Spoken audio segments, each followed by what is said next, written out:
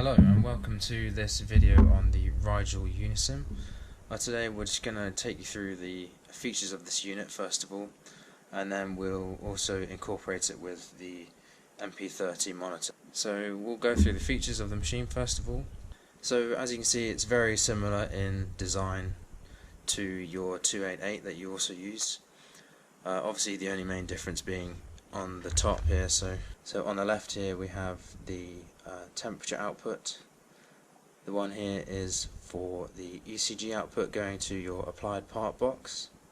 This is a high level ECG output as well. Onto the right here we have the IBP, or the invasive blood pressure measurement. This is the power to the unit, and then here is the NIBP connection, and then on the right here we have the SpO2 finger adapter connection. If I show you the other parts come with this unit, so this is the applied part box. As you can see with the studs, we're going to be testing a 3-lead ECG. You can see the configuration here for right arm, left leg. So you can have a 5 or a 12 lead as well. So this is the SpO2 finger connection. So we've got our probe here, and just shaped like a digit. That will go in like so. Okay, so what we're going to do is we're going to just connect the unit up to the power. It's to turn on the unit, we just hold down the green button,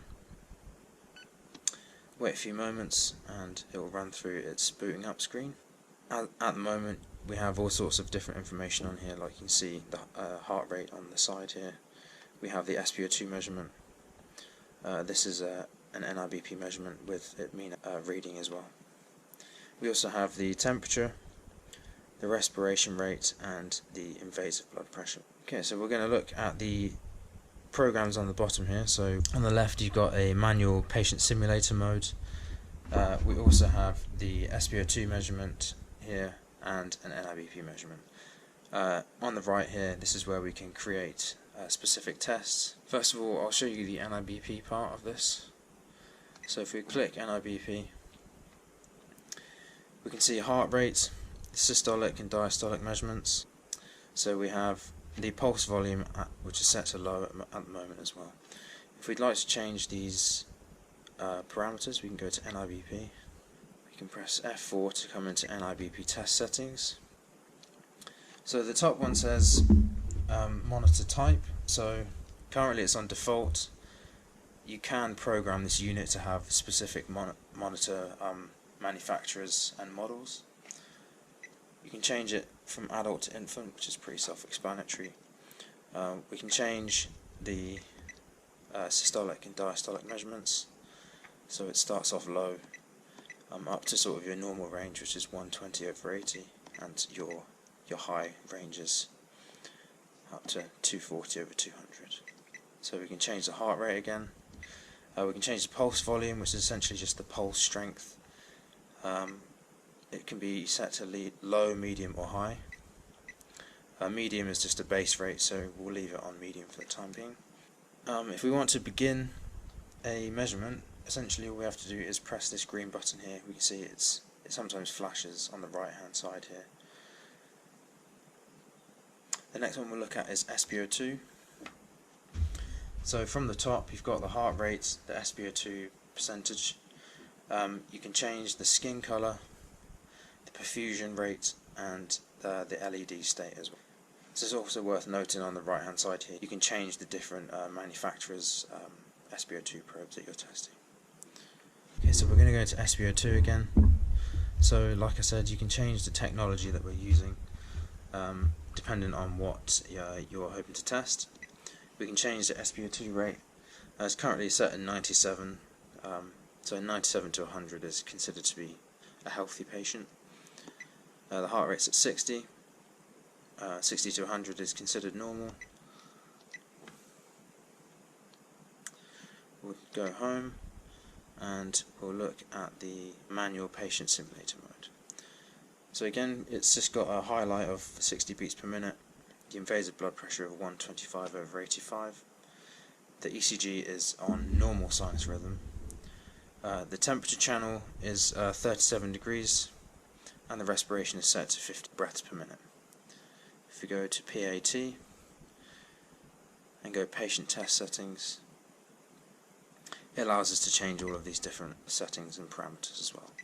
Within ECG waveform, we can also do a number of arrhythmias. So arrhythmias are essentially problems with the heart that are not normal. So in order for us to ensure that a monitor is working correctly, we need to know and recognize certain arrhythmias. When they come up on the monitor, there should be certain alarms, depending on the kind of monitor that you're testing. But you need to be able to recognize certain waveforms, and you need to be able to give them the confidence to know that they'll be able to recognize it if at all the situation of a patient changes. So we've got the amplitude here, you can change that as well. If we press F2, that turns us across the page. You can change the heart rate, the systolic and diastolic measurements, and you can change the temperature as well, if you have the connection.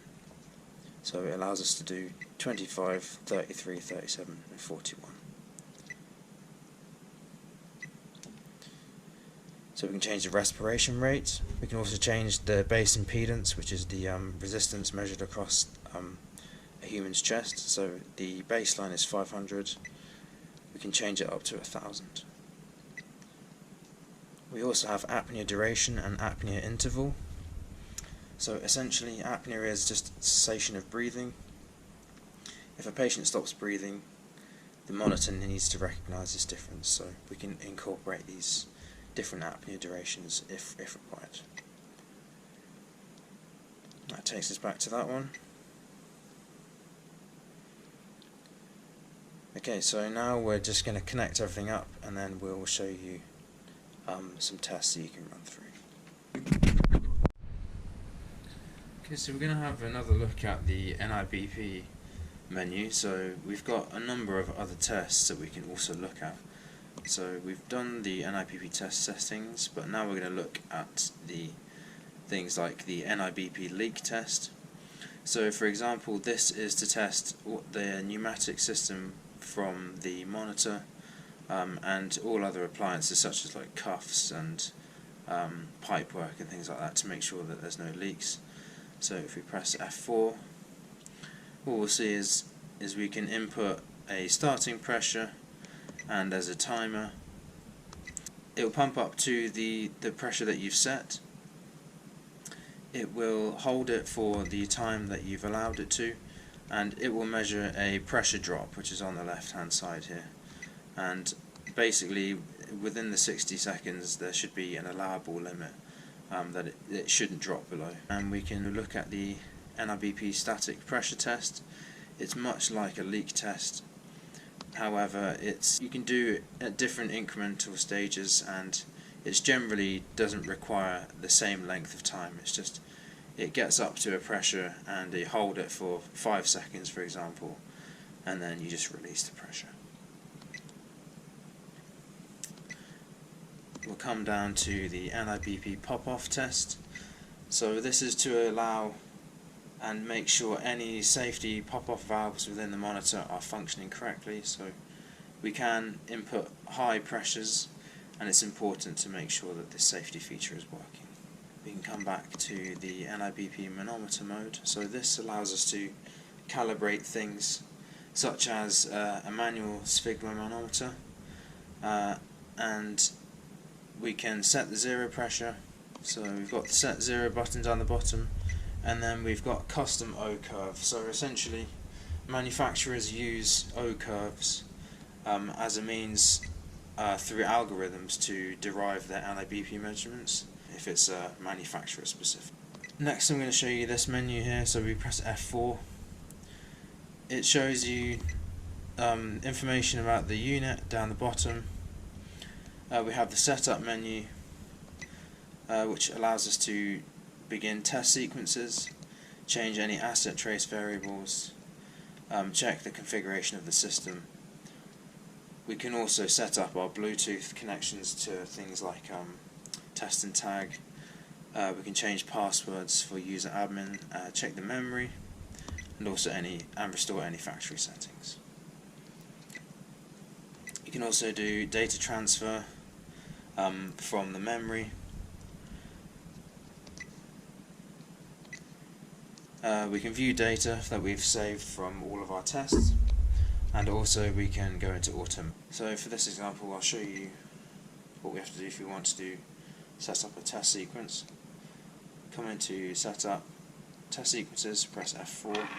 So here, as you can see, there's a few that have been programmed previously. If we want to view it, we can press F4. It gives us the overview of what it is, so we can see Massimo, which is the type of connection. Its beats per minute are set to 90. The SpO2 level is set at 95. You can also see that it's specifically stated it's a Dateximeter S5 monitor, and it has a variation of other settings that we can chop and change as we like. Okay, so now we're going to have a look at the Philips MP30 monitor. The first thing to note is we've got the unit plugged into power. So currently on the right hand side you've got a green LED which proves that it's plugged into power. The battery's charging at the moment. I'm going to turn the unit on. There's a red LED that comes on and the green power insignia comes on. We have a number of LED sequencing that comes on, and the screen will boot up. Okay, so it's got past its first initial screen. Currently we've got the Unisim running. We've got it set at 90 beats per minute and 97% on the SpO2. Our monitor defaults to this page here, but what we can do first of all is we want to change the screen. So if we come from basic into 3 waves, it will give us a better view because we've got the ECG connected, the SpO2 finger probe, and eventually we will also do the NIBP as well. We've got our PQRST waveform at the top. We've got our SpO2 measurement in the middle, and we've got our respiration down the bottom. So along the bottom we can see a few things such as start and stop for NIBP measurements. We can set repeat times for the NIBP measurement as well. We have a vitals trend menu. A trend is just essentially a roadmap of what's been going on, and essentially any major changes over time will be logged by the monitor. We've got the change screens. Like I said beforehand, we can change it to different views along here. We can put the monitor into standby. We can end the case. This is more for clinicians to use. Coming along, we've got the NIBP start mechanism for taking a measurement. We can change the alarm volumes, and this is for our waveform volume as well. So if I set this to 2, for example, you can now hear the ECG rhythm going off. Just for this moment I'll switch it to 0 so you can hear me properly. We've got brightness. We can also adjust the size of waveforms. So if I click ×2, for example, you can see at the top now it's bigger. Put it back to its original size. To main screen. You can also do IBP measurements, begin them pressing this button. It's also worth noting on the module you can actually begin NIBP measurements by pressing a start button on there as well. And then this is more for clinician use as well. They've got a calculator on here.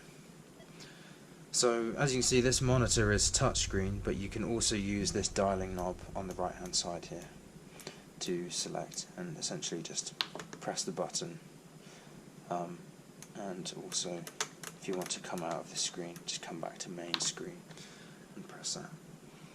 So on the left here we can silence alarms or pause alarms. It's the same over here on this side as well. We can also press this blue button to come back to the main screen. Now we're going to take a look at the main setup. So if we come to the bottom right, press main setup. Here we can also look at measurements. This allows us to set limits for alarms.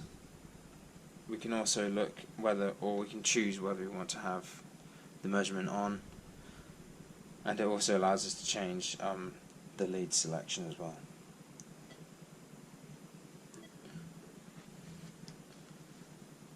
So ST analysis is more for doctors, so it allows doctors to elongate waves to help them diagnose or notice different heart problems with the heart, things like that. We've got the pulse. We have the non-invasive blood pressure. We have respiration, temperature. We can change alarms, we can check trends, we can admit and discharge patients, but that's more for clinicians. Wedge is just a different view of waveforms on a separate screen. We have calculations, reports can be added, we can check recordings, you can implement timers within user interface,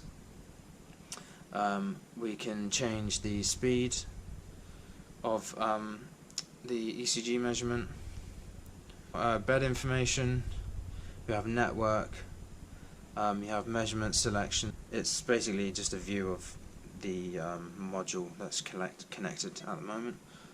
We can put the monitor into standby. We can also do profiles, so this is just the information that is currently being stated on as it's shown at the moment.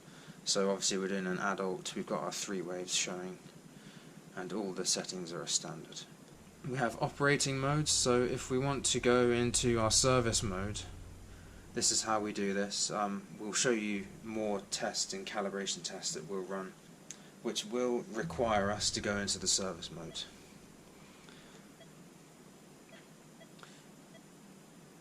So we can change the date and time. This is where we can check the battery status and any software revisions as well on the unit. Okay, so we're going to show you how to do the NIBP calibration procedure for this monitor. So for this you're going to need the NIBP hose connected into the module. We have a stabilization vessel here. It's just got a bayonet connection in the top, and then this will also come to our manometer gauge here, which has a bulb underneath, and this has been calibrated.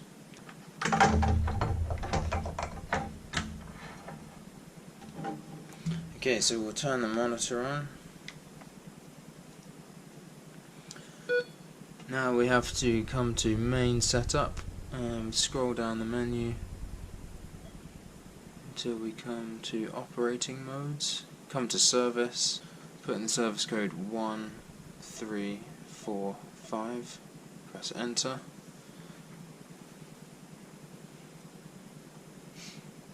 Again, now next what we have to do is come up to this part here, and we have to select close valves to on, and what we're going to do is we're going to pump the pressure up to 280 millimeters of mercury. We're going to wait about 10 seconds for it to stabilize, and then we'll measure, or we'll check between the manometer and the value, which will be under here in the brackets.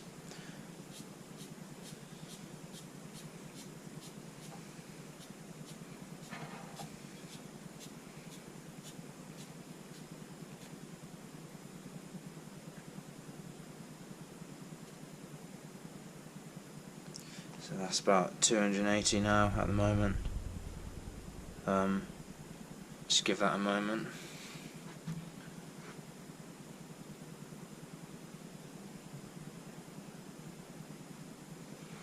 Okay, once the 10 seconds are up, as long as it's within 3 millimeters of mercury, it's okay. So currently it is at the moment. It's reading 278 on mine, and 278 on the monitor as well. We'll just let the pressure die down. Okay, for the next one we're going to do the leakage test. So Again, we're going to do 280 millimeters of mercury. This time we wait 60 seconds. On this, the limit is 6 millimeters of mercury. So for this test, it might be worth having a timer in place.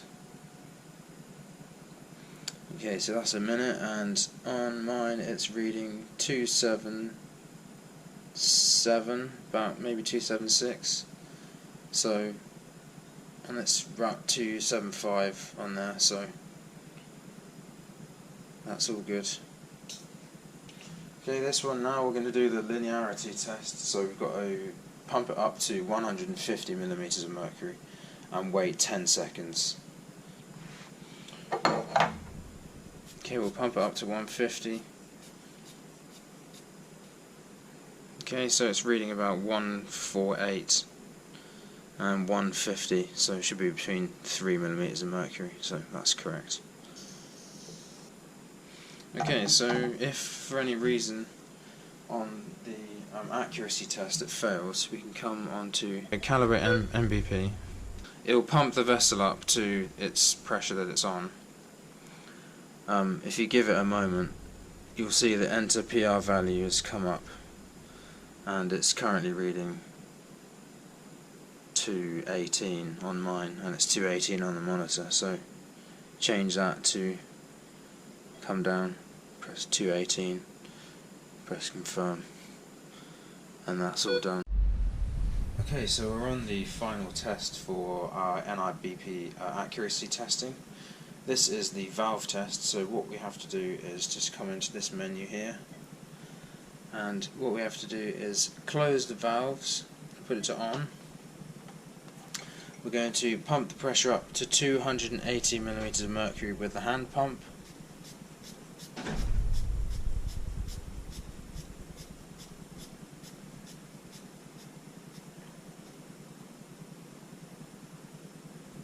Okay, as seen there. And then what we have to do is we have to press close valves on, and within 5 seconds it should be below 10 millimeters of mercury.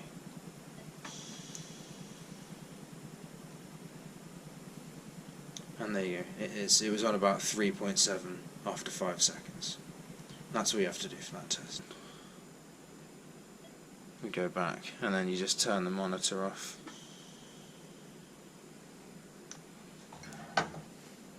And that's that complete. Okay, so this part of the video we're going to show you how to do things like ECG performance tests, the respiration performance test, and also the SpO2 performance test.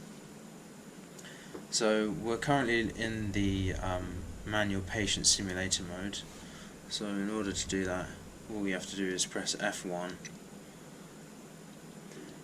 What we're going to do first of all, as per the manual, it says to change the beats per minute to 100 first of all.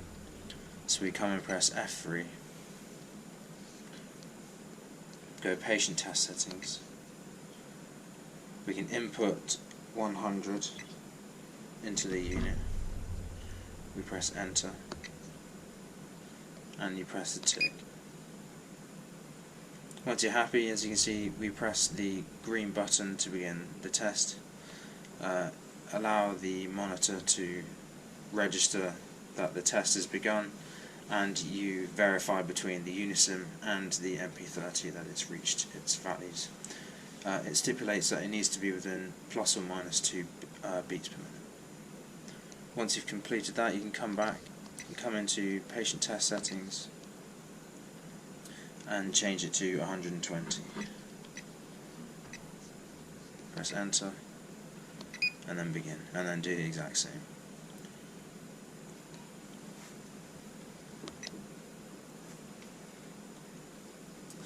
For respiration, you can come into the patient test settings again, so press F1, come into patient test settings, press F4. If we scroll over to the next page, we can find the respiration rate. In the Unisim it only has these selections here, so you can only choose these. However, the manual states that it should be set to either 40 or 45, so you could try 15 first of all. Press a tick and then press the green button to begin the test. And then on the second part, go back to the patient test settings and change it to 30 this time, for example. So you'll notice it's changed down the bottom. For the SpO2 performance test, we want to come back to the home page, come into the SpO2 menu, come to SpO2 again. This time we can change the value in this box here. What it wants us to do is it wants us to test in increments from starting at 100, then down to 95, then to 90, and then to 85%. And like the other last two measurements, it has to be plus or minus 2%.